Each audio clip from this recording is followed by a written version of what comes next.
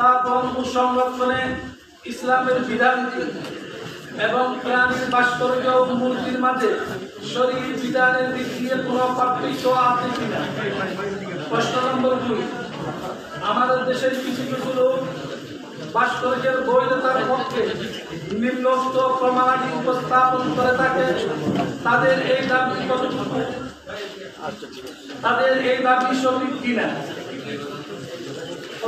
সূরা সাবা 13 নম্বর আয়াতে বর্ণিত হযরত সুলাইমান আলাইহিস সালাতু ওয়াস সালামের ঘটনা। হাদিস শরীফে বর্ণিত হযরত আয়েশা রাদিয়াল্লাহু তাআলা আনহার খেলনা পুতুলের ঘটনা, বুখারী, আবু দাউদ শরীফ। সিরাতে ইবনে ইসহাকের বরাতে কাবা শরীফে মেরির ছবি অক্ষত রাখার ঘটনা।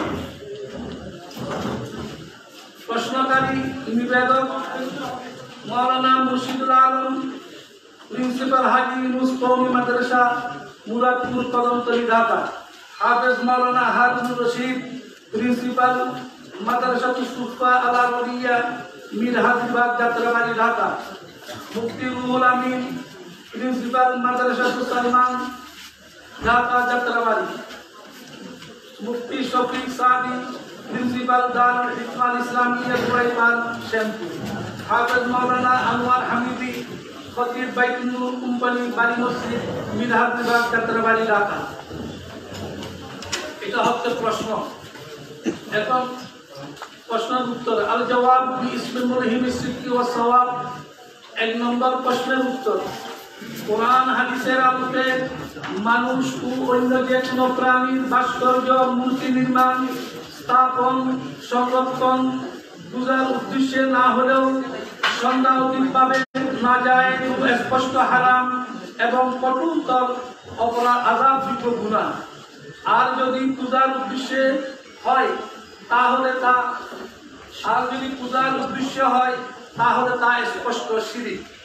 প্রাণীর ভাস্কর্য ও পূজার মূর্তির মাঝে শরীয়তের দৃষ্টিকোণে হারাম ও নিষিদ্ধ হওয়ার দিক দিয়ে কোনো পার্থক্য নেই। এ সম্পর্কে কিছু দলিল প্রমাণ আপনাদের সামনে উপস্থাপন করা হচ্ছে। এই ব্যাপারে পবিত্র কোরআন কারীমে ইরশাদ হয়েছে, সূরা হজ আয়াত নম্বর 30, তোমরা পরিহার করো অপবিত্র বস্তু অর্থাৎ মূর্তি সমূহ এবং পরিহার করো মিথ্যাকথন।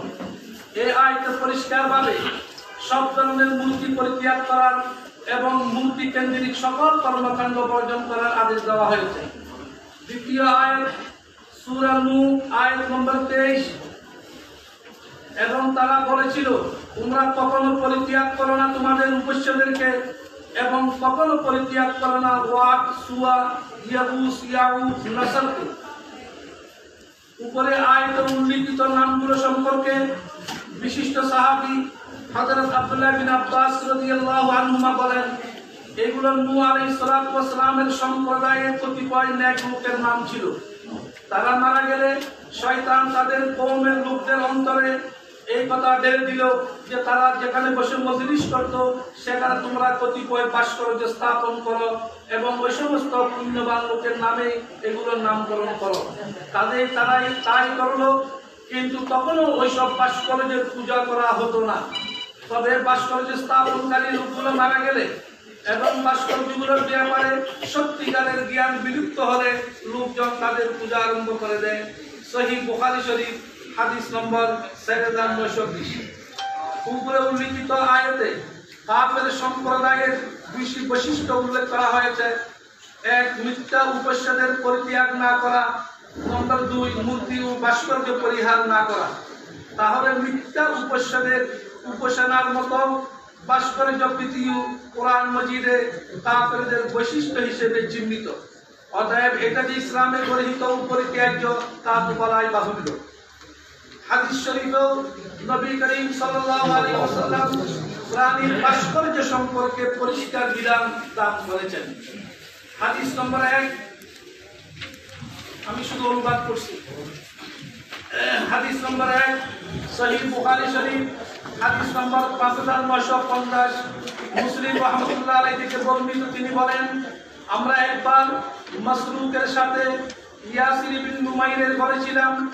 মাসরুক ইয়াসিরের ঘরের আঙ্গিনায় কতগুলো ভাস্কর্য দেখতে পেয়ে বললেন, আমি আব্দুল্লাহ বিন মাসউদ রাদিয়াল্লাহু আনহু থেকে শুনেছি, তিনি বলেন আমি নবী করিম সাল্লাল্লাহু আলাইহি ওয়াসাল্লাম থেকে শুনেছি, তিনি বলেন নিশ্চয় কিয়ামত দিবসে প্রতিকৃতি তৈরিকারী অর্থাৎ ভাস্কর চিত্রকর সবচেয়ে কঠিন শাস্তি প্রাপ্ত হবে। হাদিস নম্বর 2 সহিহ বুখারী শরীফ হাদিস নম্বর 5953। ওই লোকের চেয়ে বড় জালেম আর কে, যে আমার সৃষ্টির মতো সৃষ্টি করার ইচ্ছে করে, তাদের যদি সামর্থ্য থাকে তবে তারা সৃজন করুক একটি শস্যদানা কিংবা একটি অণু। হাদিস নম্বর 3 সহিহ বুখারী 7557 7558। হযরত আব্দুল্লাহ বিন উমর রাদিয়াল্লাহু তাআলা আনহুমা থেকে বর্ণিত, নবী করিম সাল্লাল্লাহু আলাইহি ওয়াসাল্লাম ইরশাদ করেন, নিশ্চয় যারা এই সকল প্রতিকৃতি নির্মাণ করে তাদেরকে কিয়ামত দিবসে আযাবে নিক্ষেপ করা হবে এবং তাদেরকে সম্বোধন করে বলা হবে, যা তোমরা সৃষ্টি করেছিলে তাতে প্রাণ সঞ্চার করো। হাদিস নম্বর 4 সহিহ বুখারী শরীফ 5963। আব্দুল্লাহ বিন আব্বাস রাদিয়াল্লাহু আনহুমা বলেন, আমি মুহাম্মদ সাল্লাল্লাহু আলাইহি ওয়াসাল্লামকে বলতে শুনেছি, যে কেউ দুনিয়াতে কোনো প্রতিকৃতি তৈরি করে কিয়ামত দিবসে তাকে আদেশ করা হবে সে যেন তাতে প্রাণ সঞ্চার করে, অথচ সে তা করতে সক্ষম হবে না। এই সকল হাদিস থেকে প্রমাণিত হয় যে প্রাণীর ভাস্কর্য নির্মাণ অত্যন্ত কঠিন কবিরা গুনাহ। হাদিস নম্বর 5 সহিহ মুসলিম শরীফ 8832। হযরত আবু উমামা রাদিয়াল্লাহু তাআলা থেকে বর্ণিত, নবী করিম সাল্লাল্লাহু আলাইহি ওয়াসাল্লাম বলেন, আল্লাহ তাআলা আমাকে প্রেরণ করেছেন আত্মীয়তার সম্পর্ক বজায় রাখার, মূর্তি সমূহ ভেঙে ফেলার এবং